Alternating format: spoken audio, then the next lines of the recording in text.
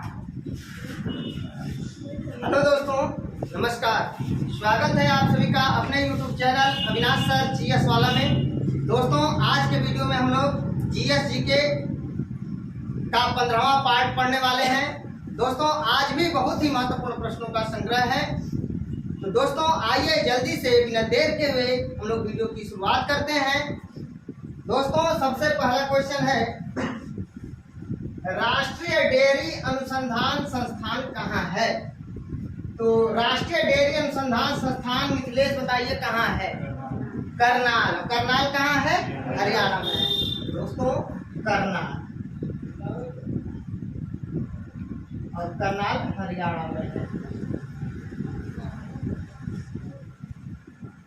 अगला क्वेश्चन है, राष्ट्रीय मधुमक्खी अनुसंधान संस्थान कहाँ है?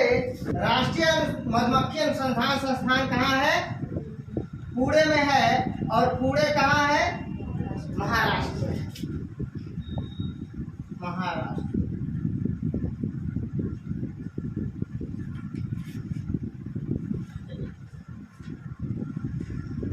राष्ट्रीय मधुमक्खी अनुसंधान संस्थान पुणे में है, पुणे महाराष्ट्र में है। अगला क्वेश्चन, राष्ट्रीय मांस अनुसंधान संस्थान कहाँ है? तो इज्जतनगर में है। और इज्जतनगर कहाँ है? यूपी में है, उत्तर प्रदेश में है। अगला क्वेश्चन, राष्ट्रीय पशु चिकित्सा अनुसंधान संस्थान कहाँ है निवेदिता? राष्ट्रीय पशु चिकित्सा अनुसंधान संस्थान इज्जतनगर में है। कहाँ पे? यूपी में, इज्जतनगर।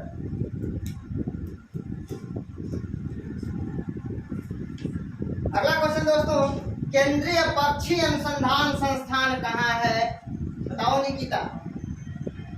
केंद्रीय पक्षी अनुसंधान संस्थान इज्जतनगर। कहाँ है? इज्जतनगर। इज्जतनगर कहाँ है? इज्जतनगर यूपी में।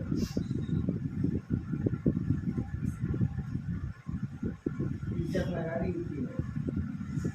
अगले क्वेश्चन की बात करते हैं दोस्तों, राष्ट्रीय अश्व अनुसंधान संस्थान, राष्ट्रीय घोड़ा अनुसंधान संस्थान कहाँ है? हिसार। और हिसार कहाँ है? हरियाणा में। तो राष्ट्रीय अश्व अनुसंधान संस्थान हिसार हरियाणा में। अगला क्वेश्चन दोस्तों, केंद्रीय भैंस अनुसंधान संस्थान कहाँ है? बताओ नीतू। केंद्रीय भैंस अनुसंधान संस्थान मंजीत हरियाणा में। और हरियाणा में कहाँ? हिसार में। इज्जतनगर बाबू यूपी में है। तो हिसार में, और हिसार कहाँ है? हरियाणा में है। अगला क्वेश्चन बाबू, राष्ट्रीय ऊंट अनुसंधान केंद्र कहाँ है?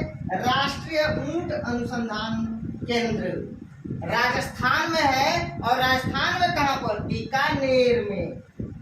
बीकानेर में, याद रखिए।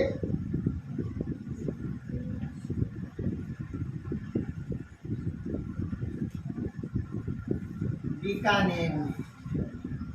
और बीकानेर कहाँ है? राजस्थान।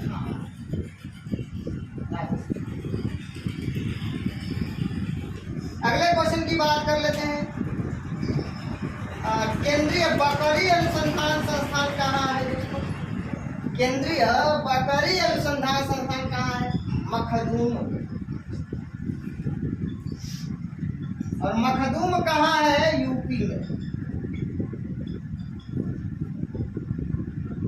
केंद्रीय बकरी अनुसंधान संस्थान मखदूम यूपी में, उत्तर प्रदेश में। संदीप, उत्तर प्रदेश में कितनी लोकसभा की सीटें हैं?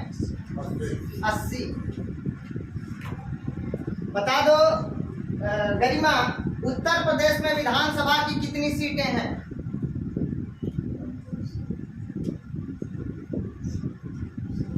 बताओ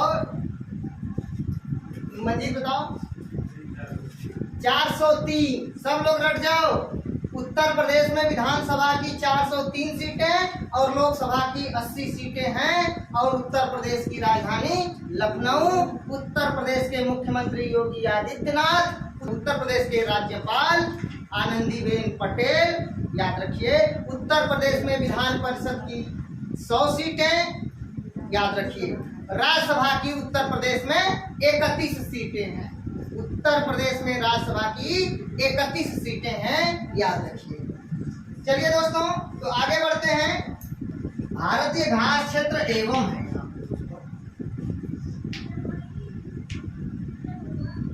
भारतीय घास क्षेत्र एवं चारा अनुसंधान संस्थान या केंद्र कहाँ है? तो भारतीय घास क्षेत्र एवं चारा अनुसंधान केंद्र झांसी में है। सुशीला ने बोल दिया झांसी, और झांसी कहाँ है?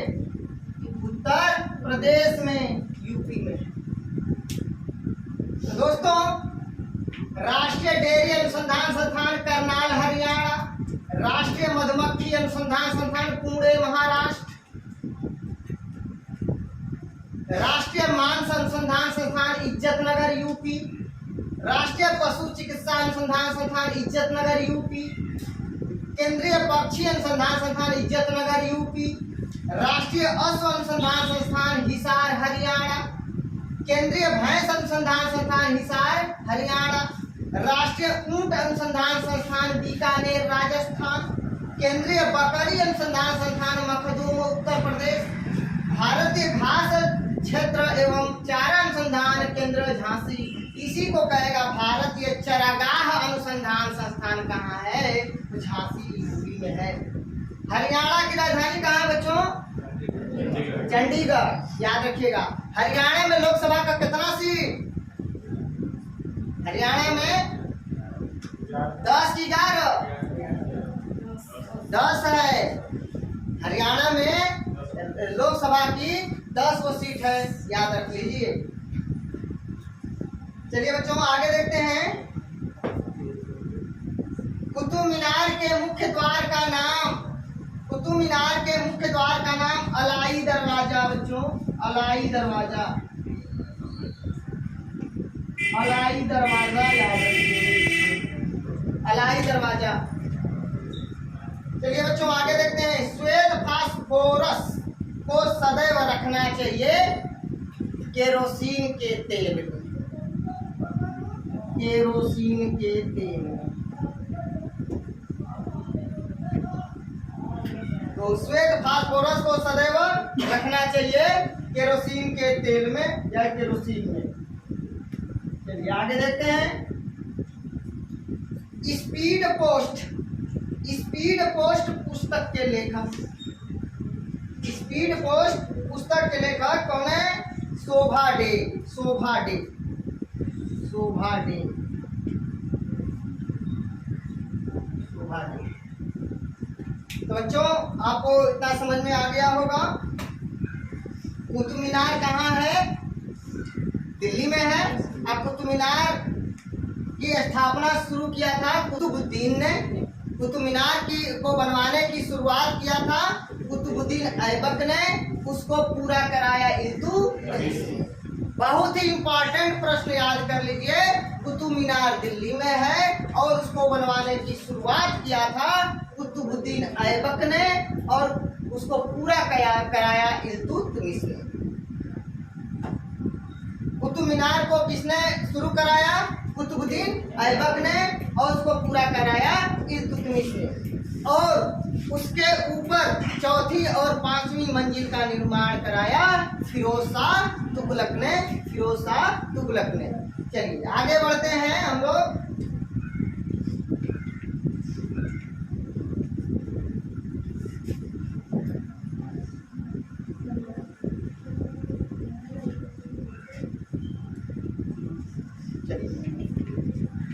चलिए अगला क्वेश्चन है। कृषि के प्राचीनतम साक्ष्य नवीनतम स्रोतों के आधार पर, बताइएगा बच्चों, नवीनतम स्रोतों के आधार पर क्वेश्चन पूछा जाएगा। नवीनतम स्रोतों के आधार पर, नवीनतम स्रोतों के आधार पर कृषि के प्राचीनतम साक्ष्य लेहुरा देव। और लेहुरा देव कहाँ है बच्चों? लेहुरा देव उत्तर प्रदेश के संत कबीर नगर जिला में है, याद रखिए। क्वेश्चन अगर पूछ दे कृषि के प्राचीनतम साक्ष्य कहाँ से मिले हैं, अगर लेहुरा देव ऑप्शन में नहीं है तो मेहरगढ़ होगा। लेहुरा देव से पहले कृषि के प्राचीनतम साक्ष्य का स्रोत का आंसर होता था मेहरगढ़। लेकिन जैसे ही कृषि नवीनतम स्रोतों के आधार पर कृषि के प्राचीनतम साक्ष्य का पता चला लेहुरा देव, तब से इसका आंसर पहला प्रेफरेंस लेहुरा देव, दूसरा प्रेफरेंस मेहरगढ़। स्रोतों के आधार पर कृषि के प्राचीनतम साक्ष्य कहाँ से मिले हैं, बच्चों आपका आंसर होगा लेहुरा देव। अगर क्वेश्चन आपसे पूछे ये कब मिला है भाई, लगभग 4000 बीसी के आसपास, तो लगभग 4000 बीसी के आसपास कृषि के प्राचीनतम साक्ष्य कहाँ से मिले हैं, लेहुरा देव। लगभग 7000 बीसी के आसपास कृषि के प्राचीनतम साक्ष्य कहाँ से मिले हैं, मेहरगढ़ से। ठीक है, मेहरगढ़ बलूचिस्तान में है। तो याद रखिएगा, अगर जो कृषि के प्राचीनतम साक्ष्य पूछ दे तो पहला प्रेफरेंस लेहुरा देव, उसके बाद अगर लेहुरा देव ऑप्शन में नहीं है तो मेहरगढ़। आगे बढ़ते हैं। क्वेश्चन है हमारा कि मेहरगढ़ में 7000 बीसी के लगभग कृषि के प्राचीनतम साक्ष्य किन दो पहाड़ियों के बीच मिला है? तो बाबू याद रख लीजिए, इसका आंसर होगा सुलेमान एवं किरथर। सुलेमान एवं किरथर पहाड़ियों के बीच, और ये कहाँ है, पाकिस्तान में। ठीक है, बलूचिस्तान, पाकिस्तान बलूचिस्तान में ये सुलेमान एवं किरथर पहाड़ी है। उन्हीं पहाड़ियों के बीच कृषि के प्राचीनतम साक्ष्य मेहरगढ़ में मिले हैं। आगे बढ़ते हैं। जूनागढ़ में सुदर्शन झील का निर्माण किसने कराया था? सुदर्शन झील का निर्माण किसने कराया था? दोस्तों सुदर्शन झील का निर्माण किसने कराया था? तो याद रख लीजिए, चंद्रगुप्त मौर्य ने।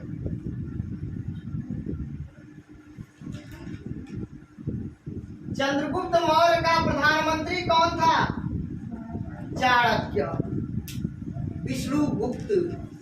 और चाणक्य की प्रमुख पुस्तक का नाम अर्थशास्त्र। सिंधु सभ्यता का पत्तन नगर, दोस्तों सिंधु सभ्यता का पत्तन नगर लोथल। सिंधु सभ्यता का पत्तन नगर लोथल। और लोथल कहाँ है बाबू? गुजरात में, याद रख लीजिए, गुजरात में। और किस नदी के तट पर? भोगवा। अगर भोगवा ऑप्शन में न रहे तो साबर, भोगवा ऑप्शन में न रहे तो साबरमती, याद रखिए, साबरमती याद रख लीजिएगा। तो सिंधु सभ्यता का पत्तन नगर लोथल। दोस्तों अगला क्वेश्चन है, भारत के किस राज्य में सर्वप्रथम गैर कांग्रेसी सरकार बनी थी? अर्थात कांग्रेस पार्टी से अलग किसी पार्टी की सरकार बनी थी? तो मैं आपको बता दूं, कांग्रेस पार्टी के अलावा किसी अन्य पार्टी की सरकार बनी थी, अर्थात कम्युनिस्ट पार्टी सीपीआई की सरकार बनी थी। कहाँ पे बनी थी? केरल में बनी थी। और कब बना था? 1957 में बना था, याद रख लीजिएगा। मैं लिख देता हूँ पूरा, 1957 में केरल में बना था। और बच्चों याद रखिएगा, ये सीएम बने थे ई नंबूदरीपाल।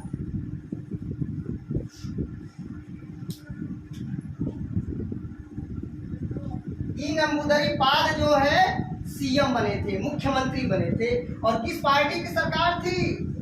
सीपीआई की, कम्युनिस्ट पार्टी ऑफ इंडिया की।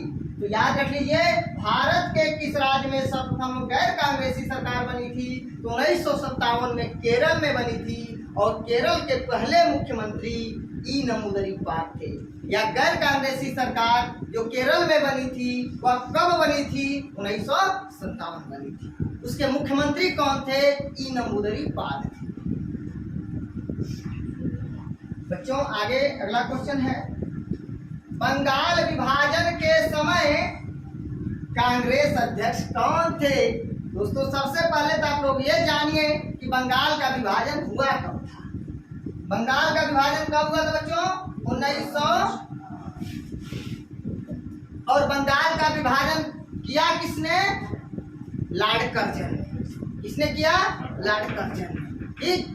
अब आपको याद रखना है कि 1905 में कांग्रेस का अधिवेशन हुआ कहाँ था? बनारस में हुआ था। और अध्यक्ष कौन था? गोपाल कृष्ण गोखले। याद रख लीजिए, गोपाल कृष्ण गोखले।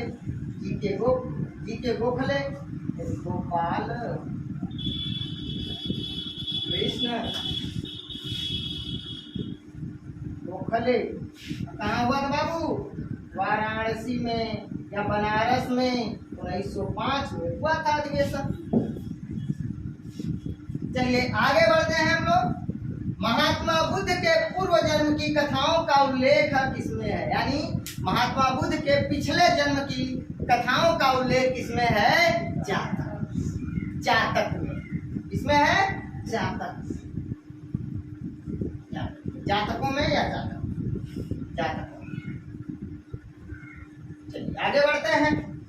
व्यक्तिगत सत्याग्रह आंदोलन के प्रथम सत्याग्रही कौन? 17 अक्टूबर 1940। 17 अक्टूबर 1940 को व्यक्तिगत सत्याग्रह आंदोलन की शुरुआत हुआ। और कहां से शुरुआत हुआ? महाराष्ट्र के वर्धा में एक जगह है पवनार। बहुत इंपॉर्टेंट प्रश्न याद कर लीजिए कि व्यक्तिगत सत्याग्रह आंदोलन की शुरुआत पवनार से हुआ, और व्यक्तिगत सत्याग्रह आंदोलन के प्रथम सत्याग्रही आचार्य विनोबा भावे थे। आचार्य विनोबा भावे याद रख लीजिए, मैं यहाँ पे लिखता हूँ आचार्य विनोबा भावे। आचार्य विनोबा भावे। दूसरे सत्याग्रही पंडित जवाहरलाल नेहरू, और तीसरे सत्याग्रही ब्रह्मदत्त और सरदार वल्लभ भाई। याद रख लीजिए, क्वेश्चन पूछा जाएगा, ध्यान से सुनिए। व्यक्तिगत सत्याग्रह आंदोलन का शुरुआत कब हुआ? 17 अक्टूबर 1940। कहां से हुआ? महाराष्ट्र के पवनार से शुरू हुआ। प्रथम सत्याग्रही कौन थे व्यक्तिगत सत्याग्रह आंदोलन के? आचार्य विनोबा भावे थे। दूसरे सत्याग्रही कौन थे व्यक्तिगत सत्याग्रह आंदोलन के? तो पंडित जवाहरलाल नेहरू थे। और तीसरे सत्याग्रही ब्रह्मदत्त और सरदार वल्लभ भाई पटेल थे। याद रख लीजिए। तो ये हमारा क्वेश्चन। तो दोस्तों, कृषि के प्राचीनतम साक्ष्य लेहुरादेव 4000 BC के लगभग, मेहरगढ़ में 7000 BC के लगभग कृषि के प्राचीनतम साक्ष्य सुलेमान और किरथर पहाड़ियों के बीच प्राप्त हुआ। जूनागढ़ में सुदर्शन झील का निर्माण चंद्रगुप्त मौर्य ने कराया। चंद्रगुप्त मौर्य का प्रधानमंत्री विष्णुगुप्त अर्थात चाणक्य था। चाणक्य की पुस्तक का नाम अर्थशास्त्र। सिंधु सभ्यता का पत्तन नगर लोथल गुजरात में है। लोथल भोगवा नदी या साबरमती नदी के तट पर है। लोथल भोगवा नदी या साबरमती नदी के तट पर अवस्थित है। भारत के किस राज्य में सर्वप्रथम गैर कांग्रेसी सरकार बनी थी? तो उसके मुख्यमंत्री थे ई नमूदरीपाद। 1957 में केरल में बनी थी। Communist party of India CPI की सरकार बनी थी। बंगाल विभाजन के समय कांग्रेस का अध्यक्ष कौन था? तो गोपाल कृष्ण गोखले थे। बनारस में अधिवेशन हुआ था 1905 में। बंगाल का विभाजन भी 1905 में हुआ। गोपाल कृष्ण गोखले कांग्रेस के अध्यक्ष थे और लॉर्ड कर्जन ने बंगाल का विभाजन किया। महात्मा बुद्ध के पूर्व जन्म की कथाओं का उल्लेख जातकों में है। व्यक्तिगत सत्याग्रह आंदोलन के प्रथम सत्याग्रही आचार्य विनोबा भावे थे। याद रख लीजिएगा। आचार्य विनोबा भावे। आगे बढ़ते हैं। मुंबई किस द्वीप पर स्थित है निवेदिता? मंजीत सल्सेट द्वीप पर।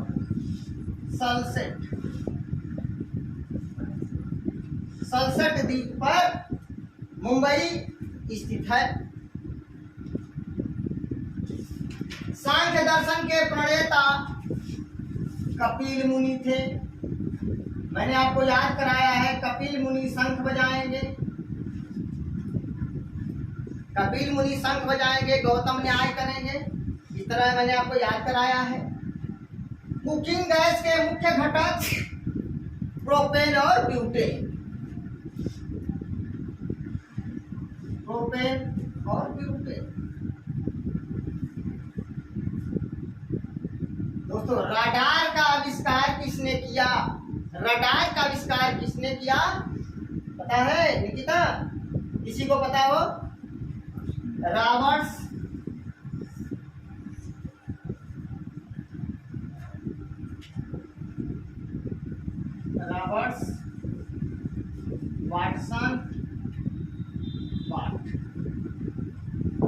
वाटसन वाट ने रडार का आविष्कार किया था। रॉबर्ट्स वाटसन वाट। बच्चों बंगाल का आतंक जलकुंभी। बहुत बढ़िया सुशीला, बहुत बढ़िया।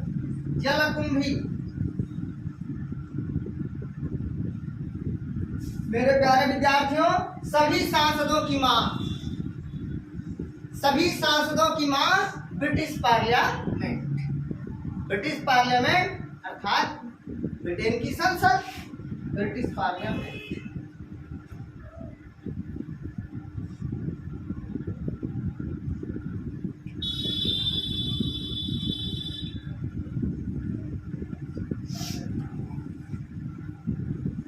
British parliament.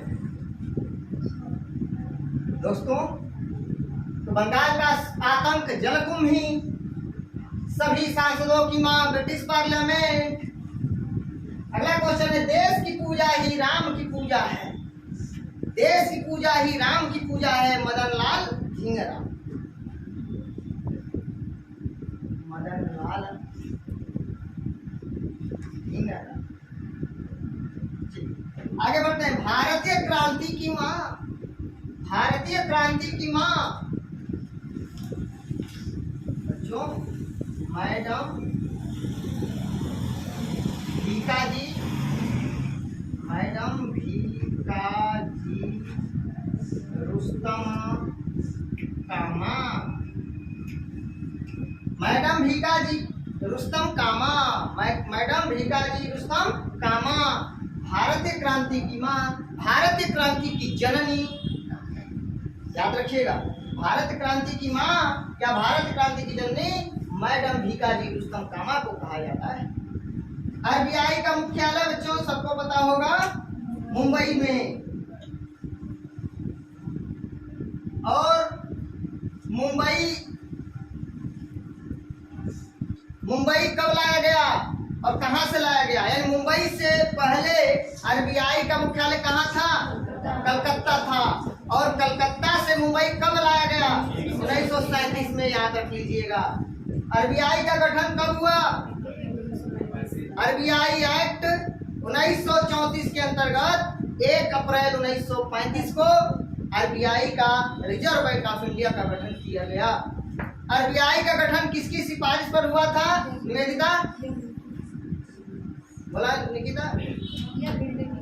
अच्छा, ज्योति ने बताया यंग हिल्टन आयोग की सिफारिश पर। बहुत बढ़िया आंसर। आरबीआई के प्रथम गवर्नर कौन थे? प्रथम गवर्नर ओसबोर्न स्मिथ। कौन थे?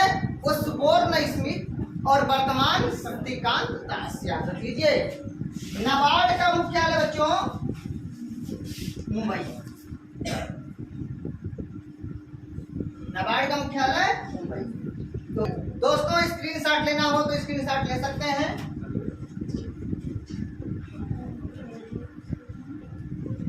दोस्तों अगर आप लोगों को मेरा वीडियो अच्छा लगे तो प्लीज दोस्तों लाइक कमेंट शेयर करके मुझे सूची जरूर करिएगा। दोस्तों मिलते हैं नेक्स्ट वीडियो में, तब तक के लिए नमस्कार, धन्यवाद।